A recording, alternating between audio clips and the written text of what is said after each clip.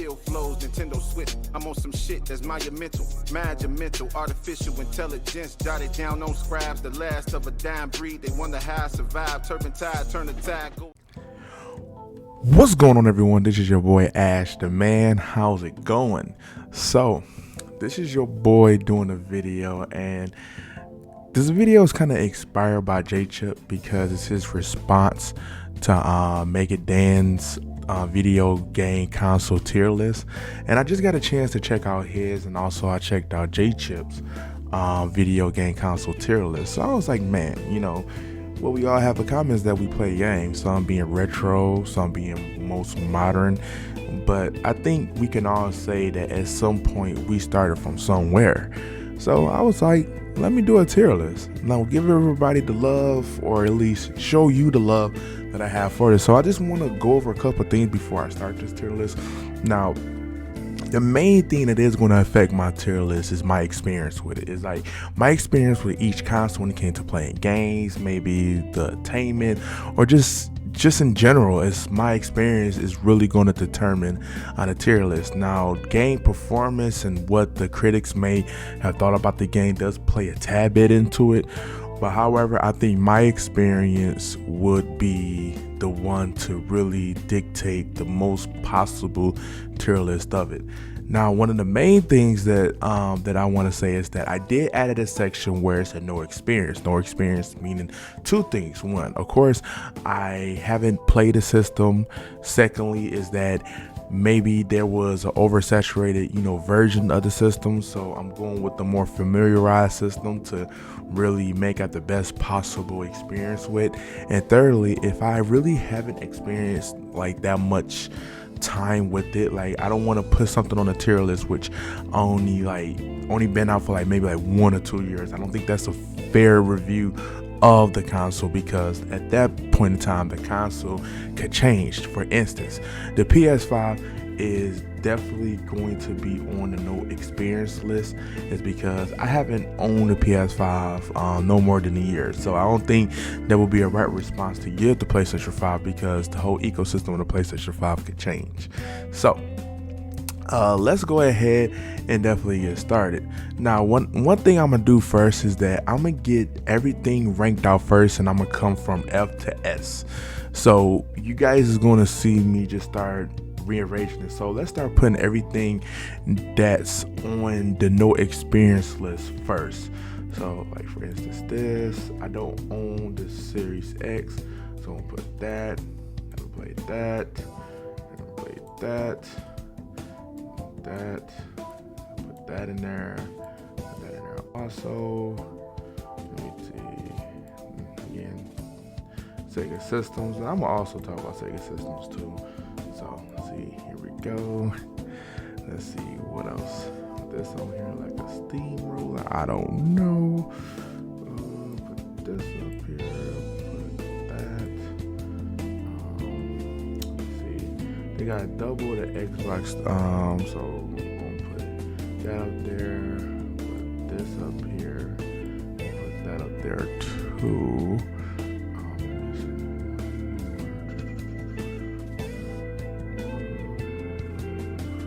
See what else did I put. So, in this lastly. All right, so that's the no experience console list. That's done right. So all of these is really the ones that falls under that no experience criteria. And here I probably need to take this one. Nope, I need to move this up. I need to take this one out. Delete row. Boom. All right.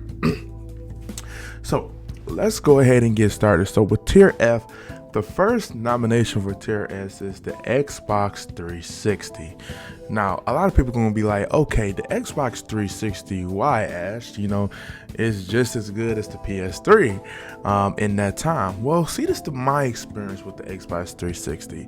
That was actually the first console between the PS3 and the Xbox 360.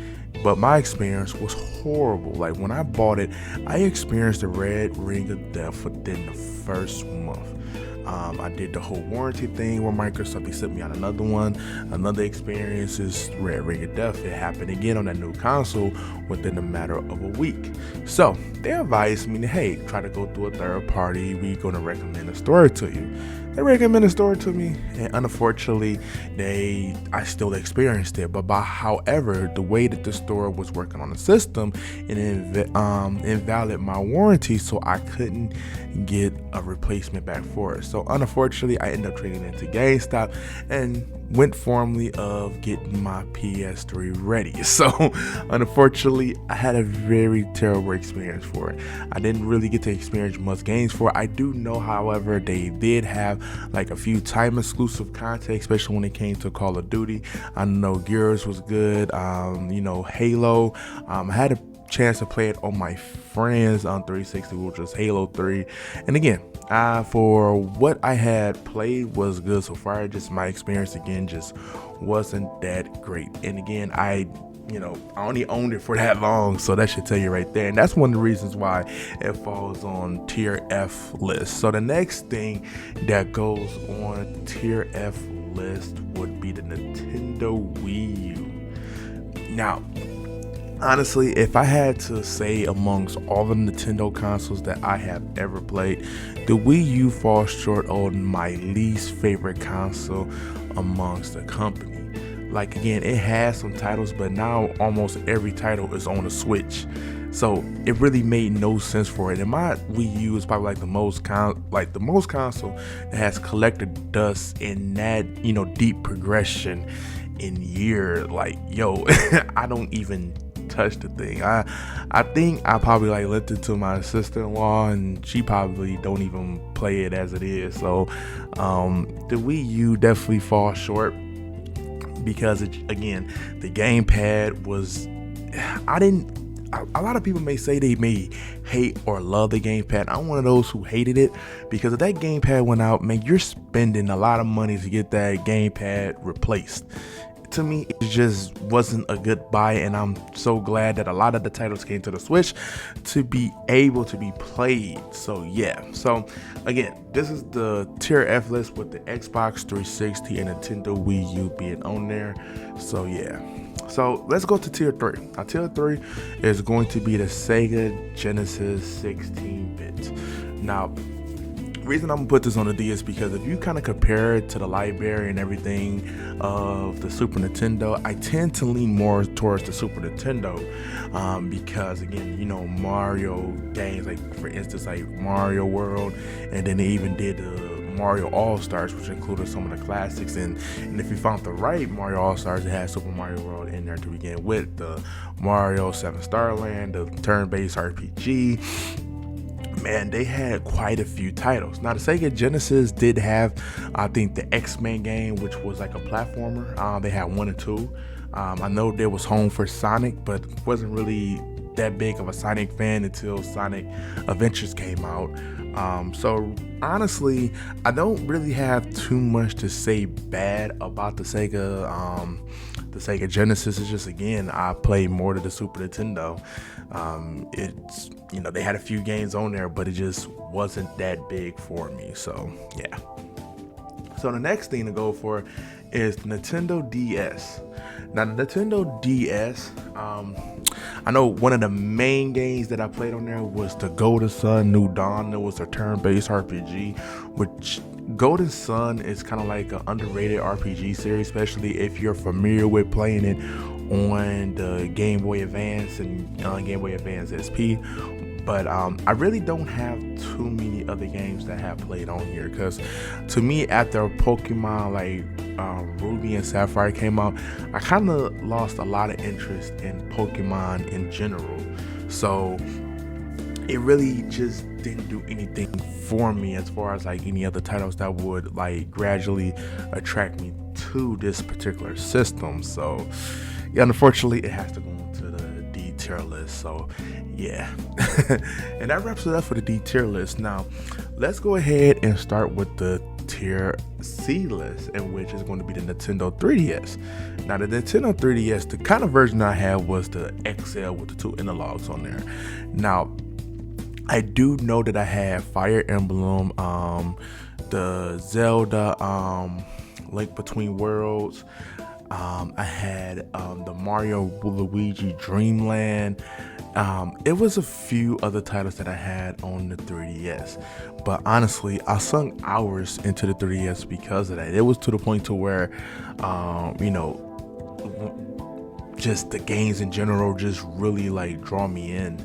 Now I can honestly say, like, after a while, yes, I got right back into seeking more hours into the console, but as in held, it really did its thing. I really did enjoy it. If they had a little bit more of RPGs that I was interested in, maybe I probably wouldn't have put it as down as quickly as I did.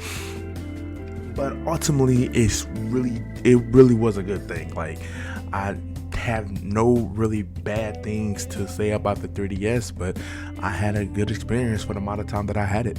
So yeah. So next thing we are going to be talking about on the tier C list is the Xbox One. Yeah, the Xbox One.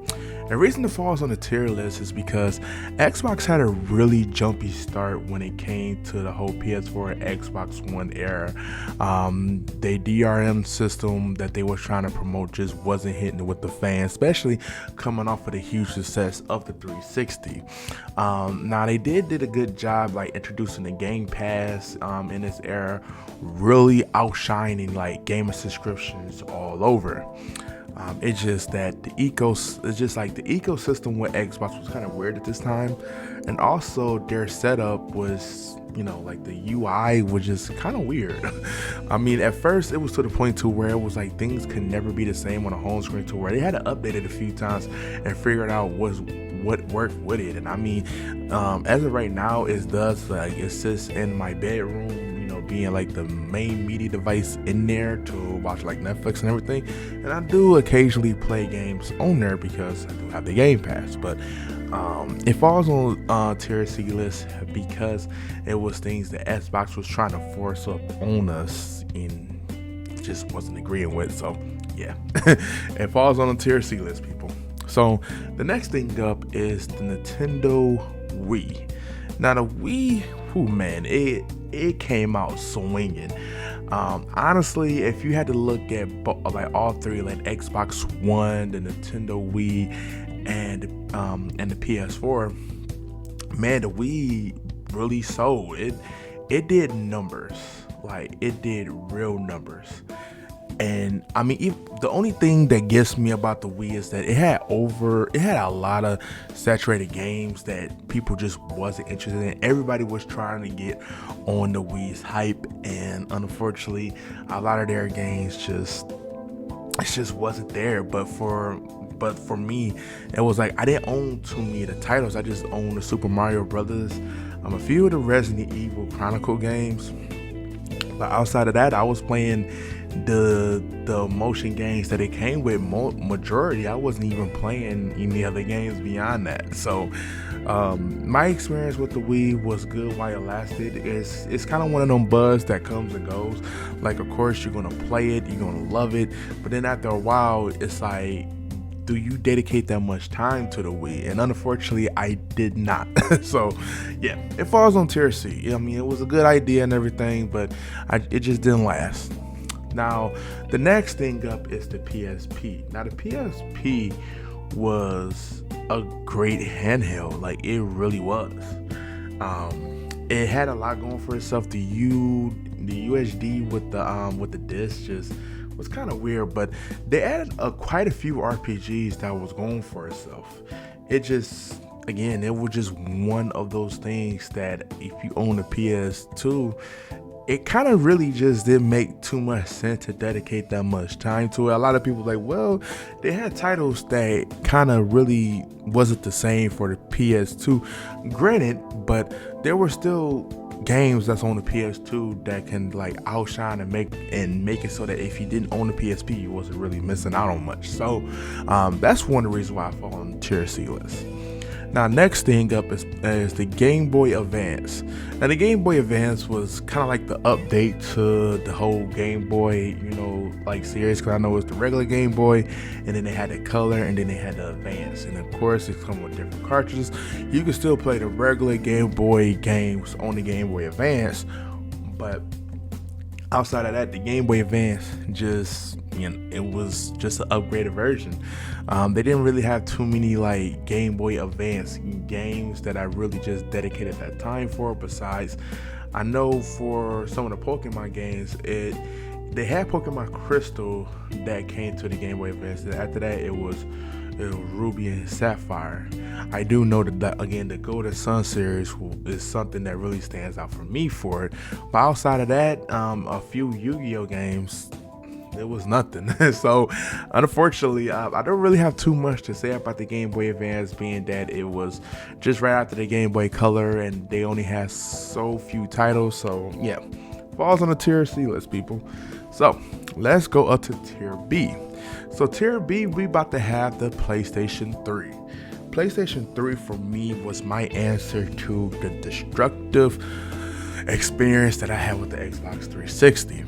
Now, was the PS3 perfect? No, it was long ways from being perfect. For one, they had that network outage that lasted for 60 to 90 days. Again, they did a good job with the follow-up and giving us free stuff for it. But again, that kind of experience, it leaves a mark on you. It leaves a mark of what you don't want to have with a console, especially when it's introducing more of an online-based experience. I mean, could you experience the PS5 or PS4 going down for 60 to 90 days? It would be horrible, and that's the kind of experience we have with the PS3. I know they had a few issues, a few lawsuits concerning with their Linux experience with the system, being that it was kind of like the base for it. But however, it really was like the threshold of like really introducing a few Sony exclusives that really now has really took off crazy. I know the Infamous was introduced around this time, Uncharted, Killzone. They really did take off, and showing that Sony really had titles to really show for itself. Now, when you talk about sales wise, it did start off really slow, especially with how the Xbox 360 ride was going, but they in the end caught up, almost tying it up. So you really have to give remarks for Sony for making up in that era. So that's why it falls on the tier B list. But for me, it was great. So the next thing that falls on the tier B list is the Nintendo GameCube. And man, the GameCube I had some fun with, especially when it came down to two of my favorite titles that came from the GameCube, being that Mario Kart Double Dash and Super Smash Bros. Melee. Man, I sunk hours into those games. And the GameCube controller, I know a lot of people talking about, was one of the most craziest and confusing controllers they ever had, but to me, it was natural. For some reason, it just came natural with that controller. Like with my Switch right now, I bought the extended controller that looks like a GameCube, and man, it still feels natural to this day. Now granted, the memory card system did irritate me a little bit, because for some reason, no matter if I bought the Nintendo brand or a knockoff brand, for some reason, that memory card used to have to be formatted, and it resetted a lot of my save data quite often, to the point to where I got a little irritated. More so irritated when you have to do Melee and you have to get all the characters back. That's time wasted. But other than that, the GameCube did give me a great experience for Nintendo. I mean, a lot of people would say that, this is probably one of their least favorite consoles. But for me, I think it was unique. I think it was good. They had a few hiccups here and there, but I think it really did shine in this era. So the next thing under this B tier list would be the Super Nintendo for me. Now, the Super Nintendo, now I know the Super Nintendo has one of the most wide range of like game libraries amongst the retro, community. And for me, when Nintendo came around, I was still a young boy. I was still like maybe, barely pushing it in middle school. So for me, some of the games that I remember is like Mortal Kombat, Super Mario Bros., Super Mario All Stars, Clay Fighters, Killer Instinct. You know, there was quite a few titles for the Super Nintendo, and to this day I can still go back to it. I know one of the titles that a lot of people consider to be a trash game, but for me, I still have tons and tons of fun with it, and that is Shaq Fu. When Shaq Fu came around, man, I was playing the crap out of Shaq Fu. So Super Nintendo falls on the B tier list because of the fact that it's a very memorable console for me. It's kind of like what got me in to start discovering more games and more things to do it. Man, just love it. Now, the next one on here will be the Nintendo Switch. Now, the Nintendo Switch, honestly, I was worried at first. Like, looking at the system and what they was trying to portray with it, it just, for me, it just seems like one of those things that Nintendo took chances on. And Nintendo always try to do something unique and different for every console that they have. I mean, if you look at it, look at the GameCube, look at the Wii U, look at the Wii itself. Like, I mean, it really do try to be different. So when they came out with the Switch, I was worried, but man, it worked for them. Like, people loves the Switch, and being able to still incorporate a little bit of emotions, being able to switch it off on the TV, it really makes it so that you got a console experience and then you got a handheld experience all in one. So that right there is thumbs up for that. Now, to me, the one thing that gets me about Nintendo and its e-market is that, like, if you did put it Wii U, a lot of everything that you had purchased on the Wii U really just didn't transfer on a Nintendo Switch. I don't know if they have an update for that or not, but if they did, let me know in the comments below. But honestly, now that they have it to where it is, you have emulators on there to where you can either play the Sega Genesis, the Super Nintendo, the NES, or even the Nintendo 64 on the Switch. Man, I'm just letting y'all know, if they put GoldenEye on the N64 emulator, I'm just saying, count your days. Count your mother-loving days, because I am coming after you. Don't play with me when it comes to GoldenEye. But the Switch, to me, it does have a kind of like a long period of time when they don't have that hype game, and to me, my Switch collect dust at that point. But however, I do find it occasionally that when they do release something nice, unique, I am able to pick it up knowing that I could just pick up where I left off. So Switch is on B tier list. Now, the PlayStation Vita, this is going to be the next one that's going to be on the B tier list. Now, some people would consider that the PlayStation Vita should not be ranked this high. The I keep on saying Nintendo. The PlayStation Vita is underrated so much, and that's because they didn't have a huge third-party support for the North America games. But however, it really stands out for people who love RPGs and JRPGs. Man, some of my favorite titles that come there, like, I haven't played Persona 4, the original one, since PS2. And by them adding Golden for the PS Vita was awesome.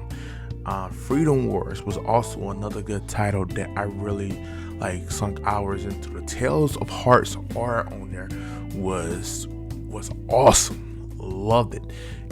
There has been titles on the PS Vita that really does stand out. And if you do have PlayStation Plus, you know that your library did grow in a way with your PlayStation Vita. Again, the third-party support really did hurt the system because that made it an uninteresting, handheld console for many of the American consumers. But to me, it was a very powerful system. Being able to still download apps. The user interface on there was actually pretty good, pretty unique. I mean, I really just didn't find anything of using like the steps or the email, just really didn't make no sense on a console. Like, I mean, use this over a smartphone, and that's another thing too. Smartphones became the all-time high, being that you could play, games just as good as on handheld on the go. So PlayStation Vita really couldn't shine, and maybe if they incorporate maybe like the Google Play market on there in a way, maybe people would consider buying it. But however, at the same time, it just didn't do well. So unfortunately, even though I love the system, the max that I can give this is a B tier list. If they would have had the North America support, maybe it could have been the A or maybe even the S tier rank. But it falls to B because of the unsuccessful that they had in North America and the lack of the third party games that they had in America. But my experience was genuine with it. I have no problem with that. So now let's go into the A tier rank. So first thing on the A tier rank is the Game Boy. Now for me, I will pretty much kind of like focus this on the Game Boy Color because that was my first. I had the lime green Game Boy Color, and the first game that I owned on there was Pokemon Blue. Man, like I couldn't tell you, we was in school sneaking our Game Boys in, and we used to like make excuses to go to the bathroom to either trade or battle. Oh my god. It was an experience like no other. I think that was the first Yu-Gi-Oh game actually came out on this, and I sunk hours into this, just those two titles alone. But then, I'm thinking like, okay, I know the Pokemon like red, blue, yellow really stood out, and the first Yu-Gi-Oh game was actually unique. But man, when they came out with gold and silver, holy crap, I lost time, especially with getting all the unknown letters, trying to find all the legendary Pokemons and knowing that you had 2 leagues in one. Oh my god, like you go back to the regular Kanto League and face the first 8 original gym leaders, like, and they be on high level, so you can't go there just thinking like, okay, I'm gonna just bring any old Pokemon no matter what level. No, you need to have your game face on, because things get real, things go hard when you have to face Brock and he got the Kabuto. Man, that Pokemon, when he brought out his Kabuto, it literally left me mad to the fullest, because rock water really just a great mix to have. But again, the experience with the Game Boy Color, really, I had the accessories and everything for it. It was an awesome experience, a very awesome experience, and I don't think any handheld that will come out would ever like replace the experience that I have with the Game Boy Color. Next on the list would be the Nintendo. Now, Nintendo housed one of the best Mario games to ever touch a gamer's home, and that was Mario Brothers 3. Holy crap, Mario Brothers 3 was so good. Like literally, people got so many speed runs of this game because you could easily go to the A4 and everything. But we remember a certain somebody was trying to play every level and said that they was gonna go on a no death run and actually failed at that. Yeah, I'm taking shots there. You know who you is if you're watching this video. If not, the viewers know, because your Mario Brothers 3 experience that we witnessed on the stream was trash, buddy. But man, that game was freaking amazing. I don't know. That's one of the best Mario games that you ever gonna play. That alone puts this on a tier A rank for me, because again, something so simple, the controller is nothing to be overexcited about, but man, that controller can barely leave your hands due to Super Mario Brothers 3. Now I know that they did have like the Kirby games and the Zelda games, but for me, it would be Super Mario Brothers 3. Let's go. Now next on the A tier list would be the Nintendo 64. Again, y'all heard me as I was stressing about GoldenEye when we was talking about the Switch emulator for the N64, but nothing beats the original experience with GoldenEye. And that means that plugging up your 64, going on one box TV, and just straight getting to the complex while everybody is fighting over eye job, let it go. One of my favorite things to do in GoldenEye was no weapons, just chop, and everybody going to complex and we just meet in the middle and just start chopping. It was literally one of the funny experiences you ever going to have. But it just doesn't stop there. World's Not Enough was another good 007 game. And then you have Perfect Dark. Oh my god, it housed one of my favorite N64 games. That was Donkey Kong 64, one of the most iconic intros. Man, if you haven't seen the intro to that, look it up on YouTube. Stop the video right now and go search for it, man. It was just crazy. You might be like, oh, it's kind of corny now, but man, growing up and hearing that for the first time, man, and it's the nostalgic feeling that you're always going to get. But man, Mario Kart 64 was good. Super Mario 64. Whew, my God. You thought that they couldn't do anything better, being that Super Mario Bros. 3, and they came out with Super Mario's World, but now Super Mario 64 took it to the next level. Man, I could go on and on to talk about the titles that N64 introduced to, especially when you talk about Mystic Ninja starring Gohan. Oh man, the Paper Mario series. Oh my God. And then some of the titles that really don't get shine like that, like War with the Gods. Like, it was a fighting game where like different like guys was fighting each other. Awesome. I really enjoyed the N64 to the fullest. It was a great experience, man. Awesome. So next up on this list will be the Sega Dreamcast. Now man, Sega Dreamcast man, it was a great system that was met with a downfall to the company's mistake due to previous Sega consoles that released, being that the Sega CD and the Sega Saturn didn't provide the numbers. About the time they brought out the Sega Dreamcast, and then a lot of their Japanese imported games didn't make it to the US, it was bound to fail. Unfortunately, it really did drop on the list. It really had great potential, great games for it. It houses one of my favorite RPGs of all time, and that's Skies of Arcadia, Sky Pirates. Man, you thought One Piece was a thing, bro. You haven't played Skies of Arcadia. It was a very awesome experience. It housed titles like Crazy Taxi. And again, this is what got me into the Sonic games of today, is the Sonic Adventures. Sonic Adventures 2 being my favorite, because one of my favorite Sonic characters that was introduced in there was Shadow. Hover skating fast as he was going. Oh man. Sega Dreamcast also introduced me to Marvel vs. Capcom 1 and 2. Now, a lot of people who play Marvel vs. Capcom now has experienced all the characters being unlocked.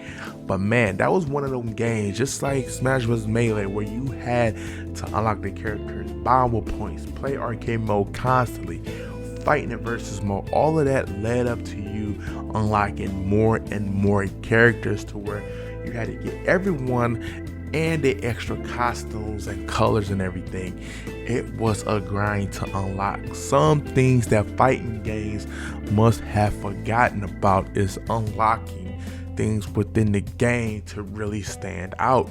But however, Sega Dreamcast was a system.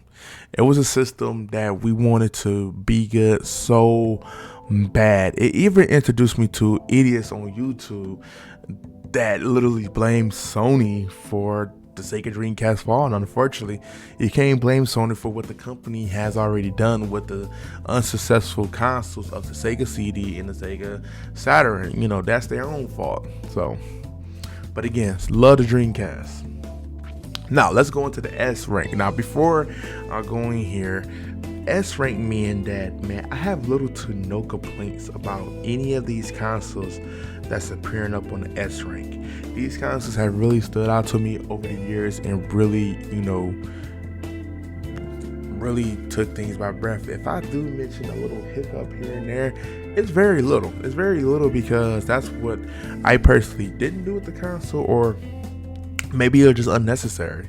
But this experience would never change a thing about how I felt about each of these consoles, and I believe I should be able to start this right up. So, first console S rank goes to the PlayStation, the original PS1. Some people call it the PSX, because this version and the actual console that they came out with after was like a little bit smaller but white. But yeah, PlayStation 1. Now, everybody is familiar with how, you first got your PlayStation 1 and it came with a demo disc where you was able to test out Tekken. I know it had a little demo of Crash and a few other titles on there, but man, PlayStation was the start of it all. It had a lot of classic RPGs that I personally fell in love with. Like, one of my favorite Final Fantasy games being Final Fantasy VIII. Now, I know a lot of people say, wait a minute, I thought you was gonna say 7. Nah, fam, 7 is good, and it houses my favorite gaming character, which is Sephiroth. But my favorite Final Fantasy game is 8.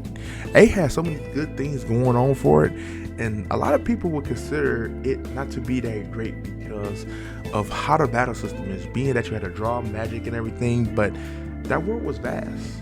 It was really good. The music in there, one of the best music themes in any game, period. And nobody could change the fact of that. It even had some of the best mini games with the card game in there. Squad was literally a protagonist in a video game that you honestly could get behind. Final Fantasy VIII is good. It's good. But that's not the only title. My favorite title, one of my favorites is Oh man, I having a brain fart right now. I'll come back to that. But another title that I truly love was Final Fantasy Tactics. I lost hours into that game, especially when it came to making sure you get extra characters. They even introduced Cloud from Final Fantasy VII. It was crazy. The customization and being that it's a tactical RPG, one of the first of its kinds. And it, to this day, it still holds a certain level of difficulty. It still holds a certain level of enjoyment. So yeah. So honestly, yeah, PlayStation 1 really does stand out. And it was also kind of like housing the first 3 Resident Evil games. And being that Resident Evil 3 is literally one of my favorites, man, PlayStation really introduced a wide range of titles that really stand out. And while we're talking about titles, how can I forget about Crash, Spyro, Parasite Eve, Dino Crisis? It was quite a few titles that this system introduced to the world of PlayStation. And a lot of people wish that some of these titles would come back, being that Dino Crisis and Parasite Eve would make a way back. But there is one title though a lot of people don't talk about, and that's Soul Reaver. Love that title. That needs to come back. They need to find a way to make that happen, man. But PlayStation, yeah, it's S tier. It was magnificent. So let's go next. Let's go into the original Xbox, the OG Xbox. Now, OG Xbox came out years later after the PlayStation 2 and the Nintendo Gamecube. But man, it came out swinging. It really did. One of the only systems that you had to buy a memory card to, and you could just save all your files on there and add your music to the console. Play that music in certain games. One of my favorite games that I didn't play on original Xbox was the NFL 2K5, the last of that series of that NFL 2K5 before it was bought out by Madden. I freaking love that football game. That football game, to this day, my brother still plays that football game. Whenever he wants to go and just randomly play, he pops it right in. They gave you a little crib apartment where when you play the game, you'll be able to unlock certain bobbleheads and certain customization in the crib and everything. It really did introduce something that was very unique in the house. One of the biggest games to ever come out of gaming history being Halo. Halo 2 being my favorite Halo game. Man, I can tell you right now that the Xbox OG really did its thing. The only thing that ever irritated me is when you wanted to use it as a DVD, you had to buy a little plug-in and a little remote control, which was to me it was kind of like a money maker for them. Kind of like, you could have had that stuff included, but you had to have that piece and the controller to being able to play DVDs on it. With the PlayStation 2, you're able to play the DVDs without having to buy success. Fanboys don't like that, right? But however, the original OG Xbox reason it stands as S tier is because at that time they did things that really stood out, that really made that system really big. Besides having them both the controller or anything, it really did fit well with fans. And to this day, I still love that console. Besides Halo and the NFL 2K5, one of the titles that I used to love playing on there was the WWE Raw game on there. Man, the system and the mechanics when it came to actual wrestling in there was a little bit weird, but man, the graphics on there at that time really did stood out. Even some would even say it would give SmackDown a run for its money. Just how good it was. So yeah, if you ask me, the OG Xbox is really stunning here. It is S tier awesomeness. Yes. So nextly we're going to be talking about is the PlayStation 4. PlayStation 4, man, it was Sony's time for redemption. Their thing with the PS3 really left a mark on the gaming world. It left a lot of fans, didn't have faith in Sony. I mean, because with the network going down, the only thing they really had good for them was some of their exclusives. But man, it really took a turmoil when you heard about the DRM system that the Xbox One was trying to produce. So the gamers was not too sure about this generation, but PlayStation 4 really set the mark. When we first took a look at the DualShock 4 controller, it took us by storm. We was not expect that kind of change because we all know that the PS3 controllers suck, but PS4 controller actually came out looking magnificent. The launch title for the PS4, man, it had Killzone Shadowfall, it had Infamous Second Son. Man, it came out of the box with some interesting titles, and they did good. The whole generation, they really stood out to the updates, to the layout, to the UI. Man, they really took it far. Now, again, under the Sony flag, there is a few things that did drop off. Is that for me, the PlayStation Plus kind of like really dumbed down and the kind of games they offer and the certain things they used to do. But as a console, it really still delivered. It really did its thing. Like, you really can't say too many bad things about the PlayStation 4, being that it was just that awesome. And I think we can also reference to what J-Chip said. In that era of gaming, it was the PS2. Like, it was just the same as the PS2. It did that good. Yeah. They may not want to believe it, but the PS4 was really that good. And then the expandable storage was a great thing that they introduced. Being able to upgrade your storage yourself, being that if you wanted to plug in external hard drive, which that came later, but if you wanted to upgrade the internal storage, that was day one. I know you could upgrade it up to 2 terabyte because of the size of everything, and that was still good. But when they added that external hard drive update, it took it to a next level. I was sitting at about like a 5 terabyte, being able to save games and not have to worry about deleting them out, especially if it's games I know I go back to. It really did, you know. And then what made it so crazy is that PS4 introduced 2 titles that I just sunk over at least 10,000 hours on each game.